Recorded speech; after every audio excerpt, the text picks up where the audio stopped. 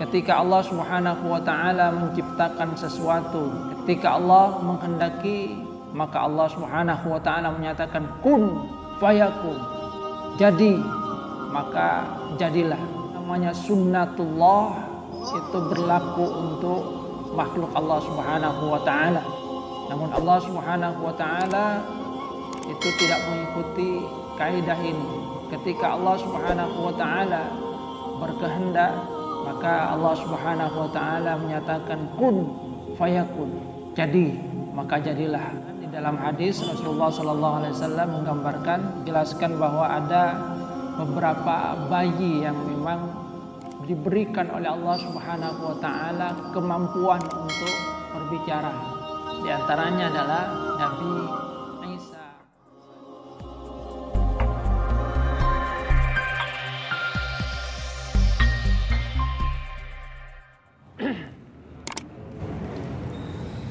Innal hamdalillah nahmaduhu wa nasta'inuhu wa nastaghfiruh wa na'udzu billahi min shururi anfusina wa min sayyiati a'malina. May yahdihillahu fala mudilla lahu wa may yudlil fala hadiya lahu. Ashhadu an la ilaha illallah wahdahu la syarika lahu wa ashhadu anna Muhammadan abduhu wa rasuluhu la nabiyya ba'dahu. Allahumma salli ala Muhammad wa ala ali Muhammad kama sallaita ala ali Ibrahim wa barik ala Muhammad wa ala ali Muhammad kama barakta ala ali Ibrahim fil alamin innaka Hamidum Majid. Allahumma la ilma illa ma 'allamtana fa'allimna 'ilman yanfa'una wanfa'na bima 'allamtana. Rabbana atina min ladunka rahmatan wa hayyi' lana min amrina rasyada. Rabbi shrah li sadri wa yassir li amri wahlul 'uqdatam min lisani yafqahu qawli, amma ba'du. Hadirin jamaah salat subuh rahimakumullah. Alhamdulillah atas karunia Allah Subhanahu wa taala, kita masih diberikan oleh Allah Subhanahu wa taala kesempatan, kekuatan, dan juga keimanan melangkahkan kaki ke masjid, menunaikan sholat subuh berjamaah, menghambakan diri kepada Allah Subhanahu wa taala, yang itu merupakan satu tanda keimanan yang masih dikaruniakan oleh Allah Subhanahu wa taala kepada kita. Hadirin jamaah rahimakumullah.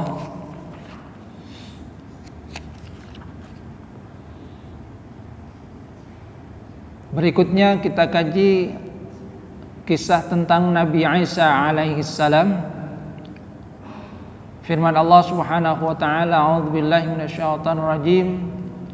Wa idz qalatil malaikatu ya Maryamu innallaha yubashshiruki bikalimati min husmuhul masihu Isa ibn Maryam wajihan fid dunya wal akhirah wa minal muqarrabin wa yukallimun nasa fil mahdi wa kahla wa minas salihin. Di ayat ini Allah Subhanahu wa taala menggambarkan tentang malaikat yang memberikan kabar kepada Siti Maryam, yaitu tentang Nabi Isa alaihi salam, bahwasanya Siti Maryam itu akan memperoleh satu karunia dari Allah Subhanahu wa taala. Di rahimnya dititipkan seorang anak, yaitu Nabi Isa alaihi salam, di mana Allah Subhanahu wa taala mengisyaratkan bahwa Nabi Isa nantinya akan menjadi orang yang terpandang di sisi Allah Subhanahu wa taala di dunia dan akhirat. Wajihan fid dunya wal akhirah wa minal muqarrabin.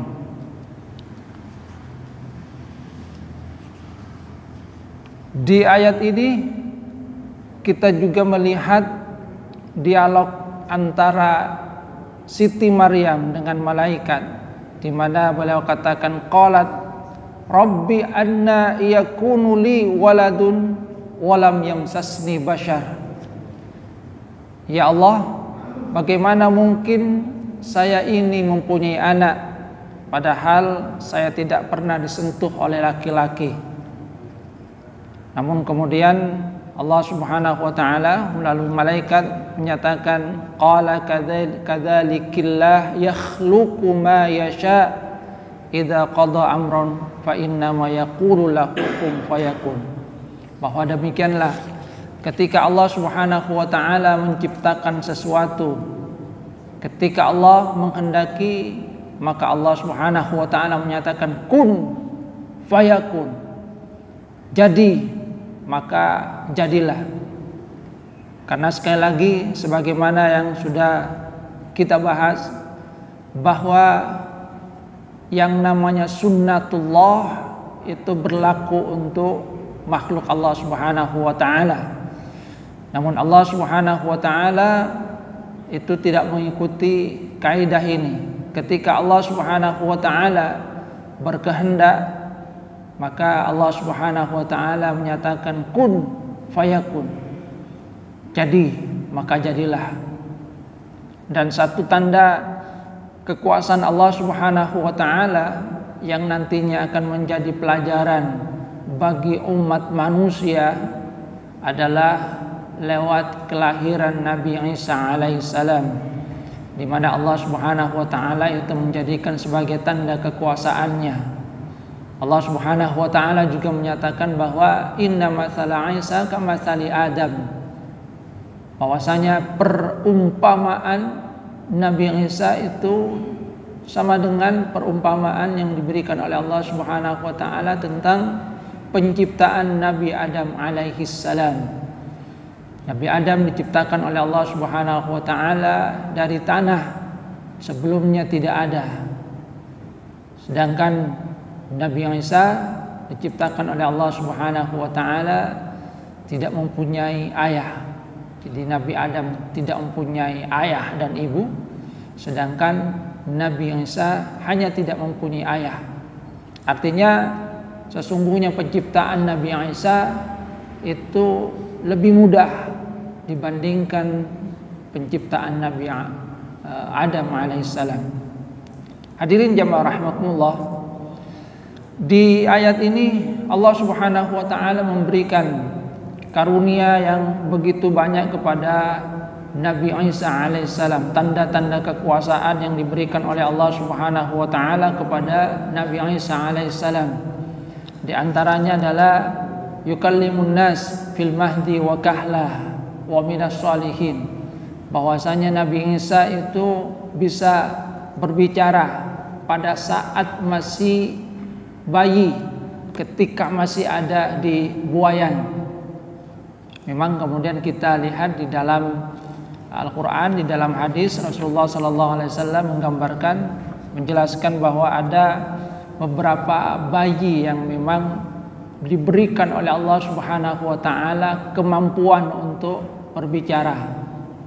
Di antaranya adalah Nabi Isa alaihi salam, ketika Siti Maryam membawa Nabi Isa di dalam gendongannya, padahal beliau tidak punya suami, kaumnya kemudian menyatakan, dari mana kamu ini? Kok bisa punya anak? Makanat ummuki baghiyah. Ibu kamu itu bukan pelacur, ayah kamu itu juga orang baik. Maka kemudian Siti Maryam memberikan isyarat kepada Nabi Isa. Kaumnya bertanya, bagaimana mungkin kami berbicara dengan seorang yang masih ada di dalam buayan? Tapi dengan izin Allah Subhanahu wa taala, Nabi Isa kemudian menyatakan, inni Abdullah, saya adalah hamba Allah. Ataniyal kitab, nanti Allah Subhanahu wa taala akan memberikan kepada saya itu kitab. Jadi menjawab sebagaimana yang diisyaratkan oleh Siti Maryam, tanya kepada anak ini, siapa dia? Maka Nabi Isa kemudian menyatakan, inni Abdullah, saya adalah hamba Allah. Bayi yang lain itu sebagaimana yang dikatakan oleh Rasulullah SAW adalah bayi Juraij, seorang yang soleh, tapi pada waktu beliau beribadah dipanggil ibunya, namun khusyuk beribadah, mengabaikan panggilan ibunya sehingga ibunya kemudian berdoa, ya Allah jangan sampai Juraij ini meninggal sebelum dapat ujian, mendapat fitnah. Dan ternyata memang mendapatkan fitnah. Ada seorang perempuan yang jatuh cinta kepada Juraij, akan tapi karena tidak mendapatkan balasan, akhirnya berzina dengan seseorang, memfitnah Juraij, menyatakan ini adalah anak Juraij. Namun Allah Subhanahu wa taala dengan kekuasaannya kemudian membongkar siapa sebetulnya ayah dari anak itu. Ketika lahir ditanyakan, siapa ayah kamu? Bayi itu kemudian menjawab, ayah saya adalah si A, dia penggembala. Maka terbongkarlah fitnah yang dituduhkan kepada Juraij. Bayi yang lain itu adalah bayi dari Masyitah, tukang sisirnya istri dari Fir'aun, yang ketika jatuh sisirnya kemudian mengambil dengan bismillah. Ketahuan bahwa dia beriman kepada Allah Subhanahu wa taala, maka dipanggil semua dengan keluarganya, suaminya, anaknya, disuruh untuk kufur kepada Allah Subhanahu wa taala, mengakui Firaun sebagai Tuhan, akan tetapi tetap teguh. Suaminya sudah meninggal, masuk ke dalam kuali panas, anaknya juga demikian yang lebih besar, tersisa dia dengan anaknya yang bayi. Ada perasaan sayang kepada anaknya, tapi anaknya kemudian menyatakan, jangan takut wahai ibu, engkau ada di dalam kebenaran. Maka kemudian melangkah dengan tetap membawa keimanan kepada Allah Subhanahu wa taala. Bayi yang lain itu adalah yang ada pada kisah Ashabul Ukhdud. Ashabul Ukhdud, orang-orang yang beriman kepada Allah Subhanahu wa taala kemudian dipaksa oleh rajanya untuk kufur kepada Allah Subhanahu wa taala. Semua kemudian dimasukkan ke dalam parit yang menyala. Di antaranya kemudian ada seorang ibu dengan bayinya. Ragu juga sang ibu, tapi Allah Subhanahu wa taala kemudian menguatkan dirinya. Sang bayi kemudian berkata, isbiri ya ummah, anti alal haq, fa innaki alal haq. Wahai ibu, bersabarlah, tabarlah, tegarlah, sesungguhnya engkau ada di dalam kebenaran. Bayi yang bisa berbicara. Ini bagian dari tanda-tanda kekuasaan Allah Subhanahu wa taala, yang diantaranya adalah untuk menguatkan keimanan, menjaga seseorang agar tetap berada di dalam keimanan. Ya kalau nanti kita ketemu dengan bayi yang bicara, ya kita selidiki dulu kalau pada masa sekarang ini ya. Tiba-tiba pun ada bicara ya. Bayi-bayi yang bisa bicara diberikan kemampuan oleh Allah Subhanahu wa taala yang di dalamnya ada hikmah. Jadi ada hikmah menguatkan keimanan, menjaga seorang di dalam keimanan, termasuk juga memberikan perlindungan kepada seorang yang dekat kepada Allah Subhanahu wa taala. Wa yukallimun nasa fil mahdi wa kahla wa minas shalihin. Beliau juga adalah seorang yang salih, yang menjalankan perintah-perintah Allah Subhanahu wa taala. Kemudian Allah Subhanahu wa taala memberikan juga tanda-tanda kekuasaan Allah Subhanahu wa taala sebagai pendukung risalah yang dibawa oleh Nabi Isa alaihi salam. Jadi Nabi Isa diberikan mukjizat. Di antaranya adalah bahwa Nabi Isa oleh Allah Subhanahu wa taala diberikan satu mukjizat di mana beliau katakan wa rasulan ila bani Israil anni qad ji'tukum bi ayatin min rabbikum anni akhluqu lakum minat tini ka hayatit tayri fa anfukhu fihi fayakunu tayran bi idznillah. Di mana Nabi Isa, kalau gambaran yang diberikan di dalam kitab tafsir, menciptakan tapi tidak tentu seperti Allah Subhanahu wa taala, menciptakan dari tanah seekor burung, di mana para mufassir menyatakan annahu yusawwiru minat tin suratan ala qadrin muayyanin ka suratit tayr, menggambar di tanah seperti halnya makhluk tertentu yang dalam hal ini dalam Al-Quran digambarkan tentang gambaran burung. Jadi menggambar di tanah kemudian ditiup, maka jadilah dia burung sungguhan. Satu tanda mukjizat yang diberikan oleh Allah Subhanahu wa taala kepada Nabi Isa alaihissalam untuk mendukung risalahnya, bahwasanya beliau itu adalah Rasulullah sallallahu alaihi wasallam, utusan Allah Subhanahu wa taala. Cuma dikatakan bahwa apa yang dibuat oleh Nabi Isa alaihissalam tentu berbeda dengan ciptaan Allah Subhanahu wa taala, yaitu bahwasanya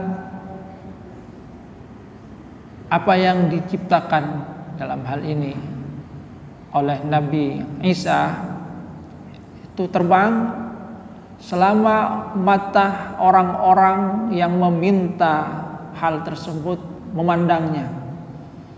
Namun ketika orang-orang sudah tidak melihatnya lagi, jauh, ghaba an nadrihim, jauh dari pandangan manusia, maka jatuh mati. Jadi ketika dilihat oleh manusia terbang, tapi ketika sudah tidak kelihatan lagi oleh manusia, burung ini kemudian mati. Yang dikatakan oleh para ulama ini supaya apa? Liyu'lama annal kamal lillah, supaya diketahui bahwa kesempurnaan itu hanya milik Allah Subhanahu wa taala, untuk membedakan antara ciptaan yang dilakukan oleh Nabi Isa alaihissalam dengan ciptaan Allah Subhanahu wa taala. Jadi ciptaan Nabi Isa hanya sifatnya sederhana. Bisa memang digambar kemudian ditiup, jadilah burung terbang. Ketika masih dilihat oleh manusia tetap terbang, tapi ketika sudah terhalang dari pandangan manusia, maka burung ini kemudian meninggal, mati. Sakotoh mayitan, jadi jatuh dalam keadaan mati. Liyatamayaz min khalqillah, untuk membedakan dengan ciptaan Allah Subhanahu wa taala. Kalau ciptaan Allah Subhanahu wa taala yang sempurna, dilihat manusia ataupun tidak dilihat manusia, tetap sebagaimana yang diinginkan oleh Allah Subhanahu wa taala. Kemudian tanda kekuasaan yang lainnya, mukjizat yang diberikan oleh Allah Subhanahu wa taala kepada Nabi Isa, yubri'ul akmaha wal abros, bahwasanya Nabi Isa itu diberikan oleh Allah Subhanahu wa taala kemampuan di dalam pengobatan, menyembuhkan orang yang buta dan juga orang yang mempunyai penyakit sopak. Jadi orang yang buta itu kemudian diobati oleh Nabi Isa alaihissalam dengan izin Allah Subhanahu wa taala, sembuh. Penyakit sopak juga demikian. Kenapa Nabi Isa diberikan kemampuan seperti itu? Para ulama menyatakan bahwa para nabi memang diberikan mukjizat sesuai dengan kemampuan yang ada pada umatnya. Jadi hal yang menonjol pada umatnya. Nabi Musa alaihissalam itu menghadapan dengan umat yang pandai dalam bidang sihir, maka oleh Allah Subhanahu wa taala diberikan satu mukjizat yang mengalahkan sihir. Jadi bukan sihir tapi mengalahkan sihir. Ketika para tukang sihir itu melemparkan tali-tali mereka, terlihat seperti halnya ular. Jadi tali terlihat seperti ular, walaupun sebetulnya tidak menjadi ular. Cuma mata yang melihatnya seperti ular. Makanya di dalam Al-Quran digambarkan saharu a'yunan nas, mensihir pandangan. Jadi pandangan manusia yang kemudian melihat bahwa itu seperti halnya ular, tapi pada hakikatnya bukan ular, tetap tali, cuma dalam pandangan manusia itu adalah tali. Maka Allah Subhanahu wa taala memberikan mukjizat kepada Nabi Musa, tongkatnya suruh lemparkan, tongkatnya itu benar-benar berubah menjadi ular besar, dimakan semua ular-ular kecil itu. Sehingga tukang sihir melihat fakta yang ada, mereka kemudian tahu, wah ini bukan sihir. Kalau sihir tidak mungkin memakan ular-ular itu. Karena sekali lagi, kalau tukang sihir itu hanya mensihir mata yang melihatnya seakan-akan adalah ular, tapi pada hakikatnya tetap adalah tali. Jadi kalau diambil lagi ya tetap tali. Tapi tongkat yang dilemparkan oleh Nabi Musa alaihissalam benar-benar menjadi ular, memakan habis semuanya. Makanya kemudian para tukang sihir itu langsung beriman kepada Nabi Musa. Kenapa? Karena mereka tahu ini bukan sihir, ini bukan sesuatu yang bisa dilakukan oleh manusia, ini tanda kekuasaan Allah Subhanahu wa taala, mukjizat. Maka kemudian mereka takluk. Nabi Isa itu hidup pada zaman di mana ilmu tentang pengobatan, kedokteran itu sangat maju. Maka oleh Allah Subhanahu wa taala salah satu tanda kekuasaannya adalah diberikan kemampuan untuk menyembuhkan al-akmah, orang yang buta. Di dalam tafsir Ibnu Katsir dikatakan bahwa ulama menyatakan al-akmah itu tidak bisa melihat pada siang hari tapi bisa melihat pada malam hari, atau ada yang menyatakan sebaliknya, malam hari bisa melihat tapi siang hari tidak bisa. Maka kemudian diobati oleh Nabi Isa, sembuh. Dan ini tidak bisa dilakukan oleh tabib atau dokter yang ada pada masa Nabi Isa alaihissalam. Penyakit sopak juga demikian. Para tabib belum bisa mengobati, menyembuhkan penyakit ini. Namun Allah Subhanahu wa taala kemudian memberikan kemampuan ini kepada Nabi Isa alaihissalam. Kemampuan yang mengalahkan kemampuan orang-orang pada masa itu, sebagai tanda bahwa beliau itu adalah Rasul, utusan Allah Subhanahu wa taala. Kalau Nabi Muhammad sallallahu alaihi wasallam itu kan menghadapi kaum yang pandai di dalam sastra, pandai dalam syair, maka oleh Allah Subhanahu wa taala diturunkan Al-Qur'an, tapi bukan syair, tapi mengalahkan syair-syair yang dibuat oleh ahli syair pada masa Rasulullah sallallahu alaihi wasallam, sehingga mereka kemudian menyatakan bahwa ini bukan buatan manusia, wa innaha lahalawah, sungguh manis, tidak mungkin ini buat oleh manusia. Termasuk pada masa sekarang Al-Quran yang merupakan mukjizat dari Rasulullah SAW juga melampaui kemampuan umat Rasulullah SAW di bidang pengetahuan. Di dalam Al-Quran kita akan mendapatkan tanda-tanda kekuasaan Allah Subhanahu wa taala.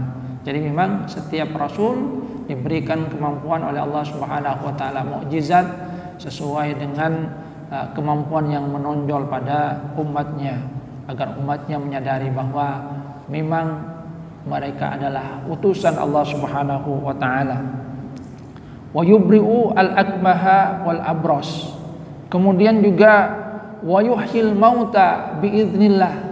menghidupkan orang yang mati dengan izin Allah Subhanahu wa taala. Jadi menghidupkan orang yang meninggal. Tentu sekali lagi di dalam ayat ini Nabi Isa menyatakan itu adalah dengan izin Allah Subhanahu wa taala.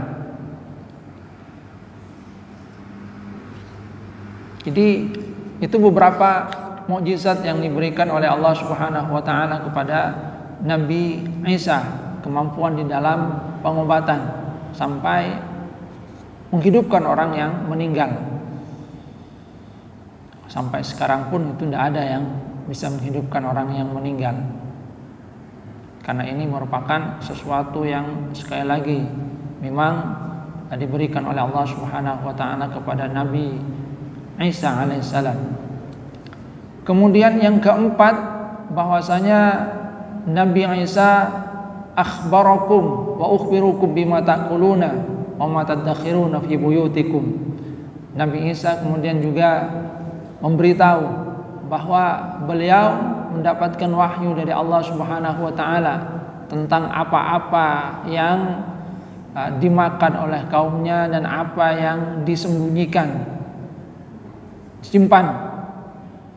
Ini tentang hal yang sifatnya gaib.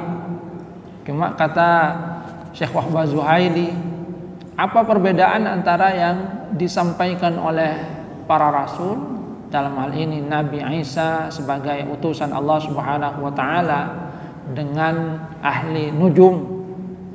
Wal farqu baina ikhbarin nabi bil mughayyabat wa ikhbaril munajjimin wal kahana. An-nabi yukhbiru bi'ilamillahi ta'ala bighairi i'timadin ala syai'in akhar. Perbedaan antara nabi yang memberikan kabar gaib dengan dukun yang juga memberikan kabar gaib, bahwasanya apa yang disampaikan oleh nabi itu berdasarkan pengetahuan yang diberikan oleh Allah Subhanahu wa taala, tanpa bersandar kepada sesuatu. Nabi Isa diberikan oleh Allah Subhanahu wa taala pengetahuan, diberitahu oleh Allah Subhanahu wa taala. Nabi Muhammad sallallahu alaihi wasallam apalagi kita mendapatkan adanya bisyarah yang disampaikan oleh Rasulullah sallallahu alaihi wasallam. Ramalan, tapi itu pasti akan terjadi dalam bentuk kabar gembira, bahwa semua yang disampaikan oleh Rasulullah sallallahu alaihi wasallam karena merupakan pengetahuan yang diberikan oleh Allah Subhanahu wa taala, itu pasti akan terjadi. Bahkan hal tersebut biasanya memicu umatnya untuk berusaha mewujudkan bisyarah, kabar gembira yang disampaikan oleh Rasulullah sallallahu alaihi wasallam. Misalnya bahwa nanti kota Palestina, tuftahanna Konstantinopel itu ditaklukkan, itu kemudian benar-benar terjadi. Jadi bi'ilamillahi ta'ala, dengan pengetahuan yang diberikan oleh Allah Subhanahu wa taala.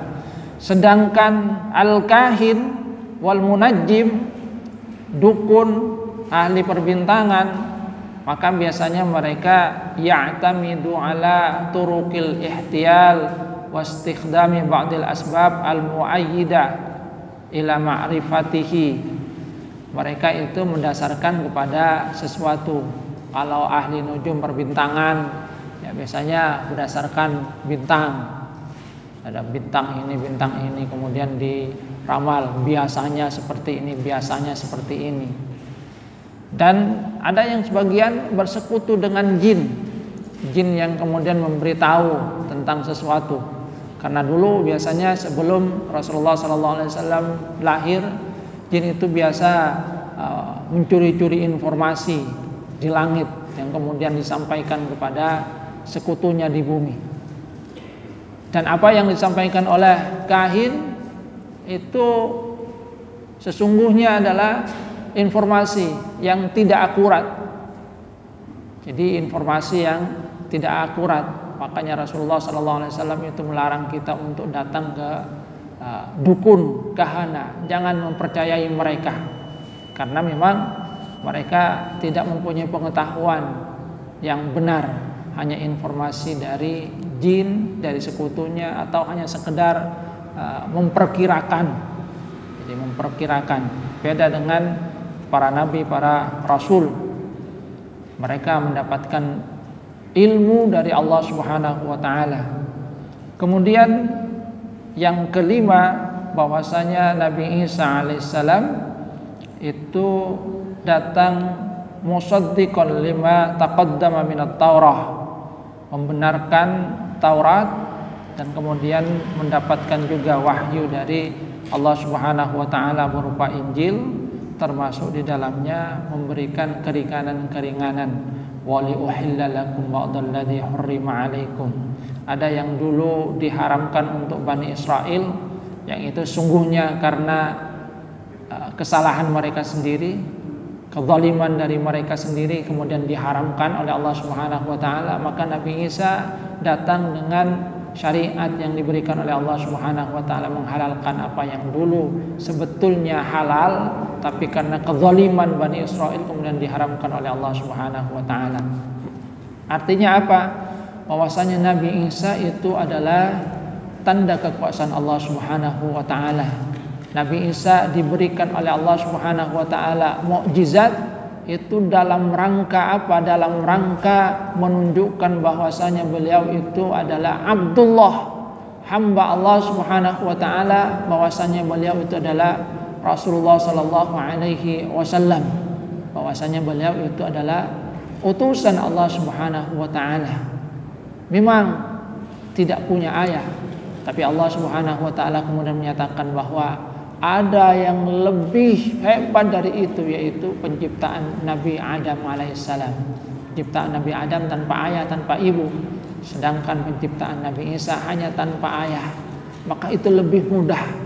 Sehingga Allah Subhanahu wa taala menyatakan inna matsala Isa indallah kamatsali Adam. Kalau ragu tentang Nabi Isa, lihatlah Nabi Adam. Karena Nabi Adam diciptakan oleh Allah Subhanahu wa taala tanpa ayah, tanpa ibu, dan Allah Maha Kuasa. Apalagi hanya tanpa ayah. Tentu Allah Subhanahu wa taala lebih kuasa. Namun sekali lagi di dalamnya itu ada tanda-tanda kekuasaan Allah Subhanahu wa taala, bahwasanya Allah Subhanahu wa taala ketika menghendaki sesuatu maka pasti akan terjadi. Apapun yang diinginkan oleh Allah Subhanahu wa taala itu pasti akan terjadi. Idza qada amran innama yaqul kun fayakun. Jadi ketika Allah Subhanahu wa taala menginginkan sesuatu, maka Allah Subhanahu wa taala menyatakan kun fayakun, jadilah maka jadi. Hadirin jamaah rahmatullah, jadi itu tentang kisah Nabi Isa alaihissalam. Siapa Nabi Isa? Beliau adalah Abdullah, diberikan oleh Allah Subhanahu wa taala kemampuan yang di dalamnya sekali lagi Nabi Isa menyatakan biiznillah, memberikan kesembuhan itu dengan izin Allah, menghidupkan yang mati dengan izin Allah, membuat burung dari tanah itu dengan izin Allah. Beliau katakan semua adalah dengan izin Allah. Ini untuk menolak bagi mereka yang kemudian nantinya menuhankan Nabi Isa alaihissalam, karena Nabi Isa menyatakan semua adalah dari Allah Subhanahu wa taala, bahwa dirinya itu adalah Abdullah. Hadirin jamaah rahmatullah, ini saja yang dapat saya sampaikan pada kesempatan kali ini. Mudah-mudahan ada manfaatnya, kurang lebihnya mohon maaf. Wabillahi taufiq wal hidayah wal hidayah. Wassalamualaikum warahmatullahi wabarakatuh.